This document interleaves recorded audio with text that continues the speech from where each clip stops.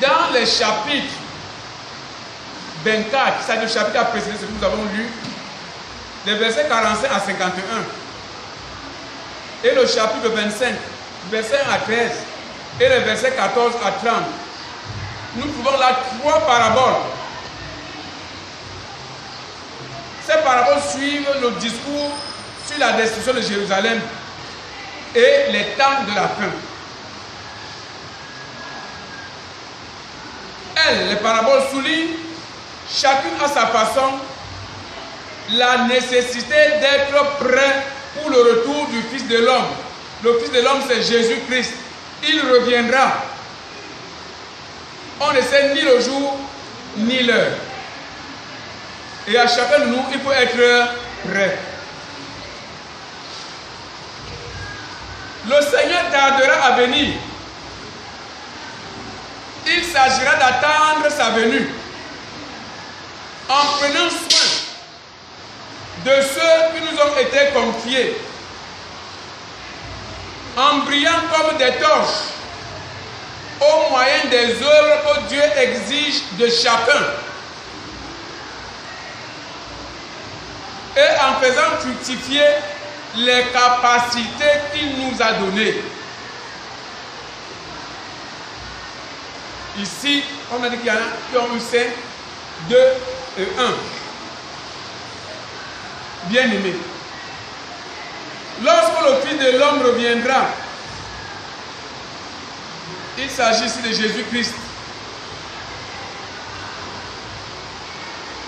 Le bonheur et la joie que connaîtront ses disciples. Ces bénédictions seront le fruit de l'approbation du Seigneur et seront accompagnées de nouvelles et grandes responsabilités.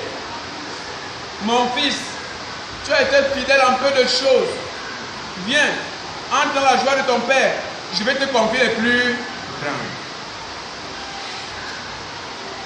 Ici, ce matin, le Seigneur nous dit que pour être grand, on commence par être petit. Un arbre, pour devenir arbre, commence par une fleur. Et quand le Seigneur nous dit, si tu es fidèle pour les petites choses, il pourra te donner la responsabilité sur les grandes choses. Bien-aimé, le maître confie la gestion de ses biens aux serviteurs. Certaines versions parlent de lingots d'or. D'autres versions parlent des sacs d'argent comme la mienne. Et une autre parle des talents. Et ici, il faut que vous le sachiez, le talent équivaut à 10 fois le salaire annuel d'un ouvrier. Donc, si quelqu'un a eu 5, c'est beaucoup. Donc, les sommes confiées sont très très importantes. Le maître partage ses biens entre ses serviteurs en fonction de leur aptitude, c'est-à-dire selon leur capacité, selon la force de chacun. Chacun reçoit selon ce qu'il peut gérer. S'il échoue dans sa tâche, il ne pourra donc pas invoquer l'excuse d'une surcharge de travail.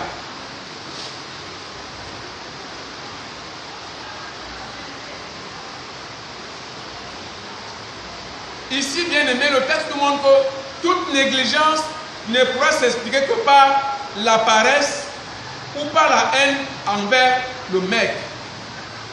Celui qui avait reçu un talent dit, je sais que toi tu récoltes là où tu n'as pas sémé. Il voudrait ainsi justifier sa paresse. Les sacs d'argent représentent ici toutes sortes de ressources que Dieu nous a confiées. Il nous accorde le temps. C'est-à-dire que quand il a remis de l'argent, il n'est pas revenu au même moment. Ceci veut expliquer que depuis que nous sommes chrétiens, je ne reviens pas encore. Il attend de voir comment nous conduisons nos vies. Comment est-ce que nous gérons nos vies. Il nous donne des dons et d'autres biens en fonction de nos capacités. Et il attend de nous que nous les investissions avec sagesse jusqu'à son retour. Et quand le Seigneur est venu, il fallait maintenant rendre compte. Il s'agit donc de rendre compte à qui? À Dieu. Nous sommes donc responsables de bien utiliser ce que le Seigneur nous a donné. L'important n'est pas de savoir combien nous possédons, mais c'est de savoir quel usage nous en faisons. Ce n'est pas ce qu'il nous a donné qui est important, mais ce qui est important, c'est quel usage nous en faisons. C'est ça qu'il y a un homme qui avait dit: ne demandez pas ce que le Cameroun fait pour vous, mais plutôt demandez ce que vous faites pour le Cameroun. Bien-aimés, Jésus revient, et c'est la vérité.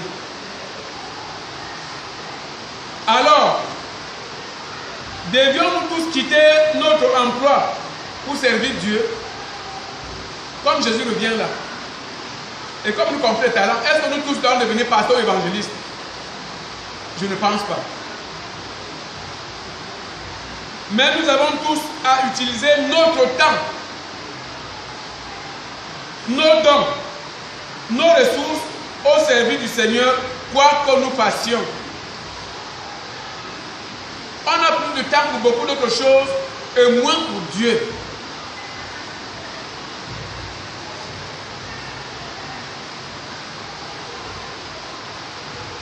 Le dernier serviteur n'a pensé qu'à lui-même.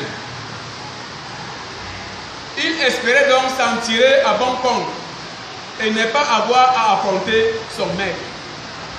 Voici ton talent. Je sais que toi tu récoltes là où tu n'as pas semé. Je sais que toi tu es très mauvais. Je l'ai caché dans le sol. Voilà ça. Il y a un gars là-bas. Moye, non gosomo.